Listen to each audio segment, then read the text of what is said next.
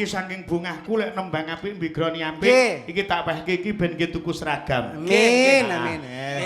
Kok ngene lho Bos. Ngene mau wening. Mau apik-apik nang. Mun jajal siji ae dicoba. Iki lho sing apik. Iki lho. Nah, coba. Kaya roh awakmu berarti noleh. Sing dicoba piye? Mripatku kok, Bro. Jajal dijok ning ngene, Mbak, ngene. Tatok ngene ya, ngene to, ngene tek. Terus unyerno mau. Wis Lho, sik urung. Kesusu wae. Tangane dikene dhuwur. Terus mari kono ya. Tipung, jaipong tok, jaipong. Miakne isun simpen ya ora? Ya ora? Nang jero dodo. Ndang kurang kuwi. Kurang beda karo kae lho. Aku tak toleh ikat mau. Sing ndi? Lah iki. Iki. Lebih bunder. Masa percaya. Masa ta, Tet? Ayo cocok ning ndi? Ngono sik. Ayo. Hah, Tet. Ayo, tapi tunggul. Kamu piro? 200. 300 wis. Ya, aja melok-melok. Ayo, masuk taruhan apet. Miakne isun simpen. Iya toh? Oh, mending iki Tet. Iku jeneng panggonane tok. Mbak, unyerno aja ning panggonan tok kancane keri. Unyerno. Kowe jek setat ning ngono urung mlaku. Ayo mlaku. Mbak Ana. Lah kok dalang madhep tebok. Ndak parang. Ya sithik-sithik tak nyawang to Le. Mboten angsal. Mosok kat sore kok nyawang debok nyel. Ayo, hadap sana. Ayo. Ngeyel to iki lak diomongi. Ayo, Pak, minta.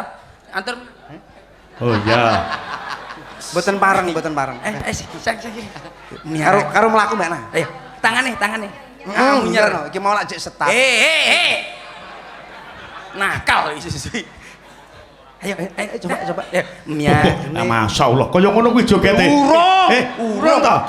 Urung. Ayo, miakne isun simpen rasa iki. Nang jero dodo. Cek. Mening. Ngene ati padha nggumun enek sing luwih apik. Lah pundi? Tuntunan mok lek apik aku patenono. Masa to, Pak? Yutin kon joget jajal. Mosok niku? Ayo. Saestu nika beli, Bu. Saestu sae. Lho ya bener dituntun percil tenan elok banget kuwi. Dadi urung enek. Yo diajari aja pilih kasih. Diajari sing apik. Mama. Tatet.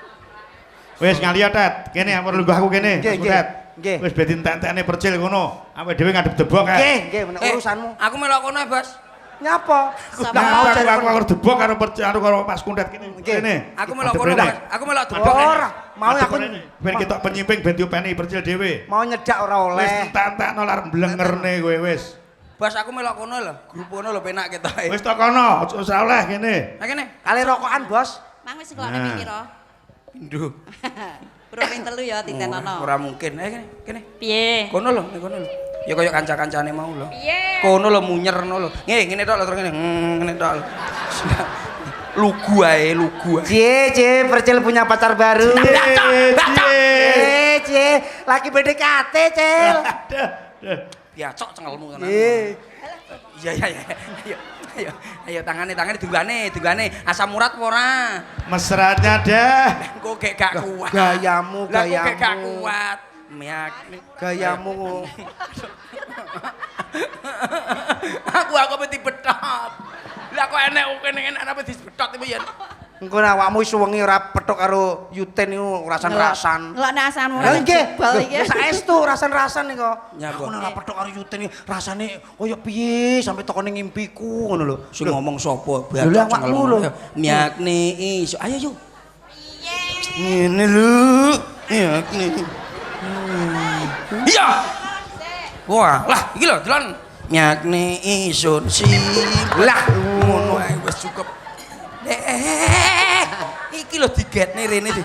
Miakne isun simpen. Sik. Yudin nang tengah yu. Madhep kulon. Rodok ndingkluk. Rodok madhep rono. Rodok ndingkluk. Nah, percil nang burine. Mah.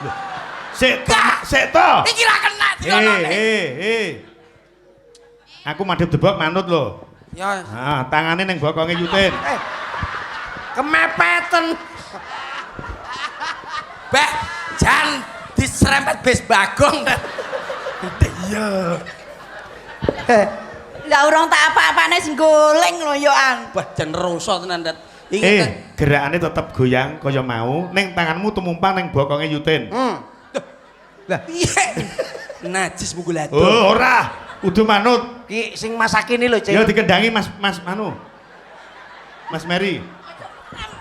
Gak mentol. Kene mikir sik, Aja omong tangane ndang cemepak ning bokong. Ayo dingkluk Yutin dingkluk. Yo dijek ya, kendangi Mas Mary, yo. Ji ro lu. Tangan loro.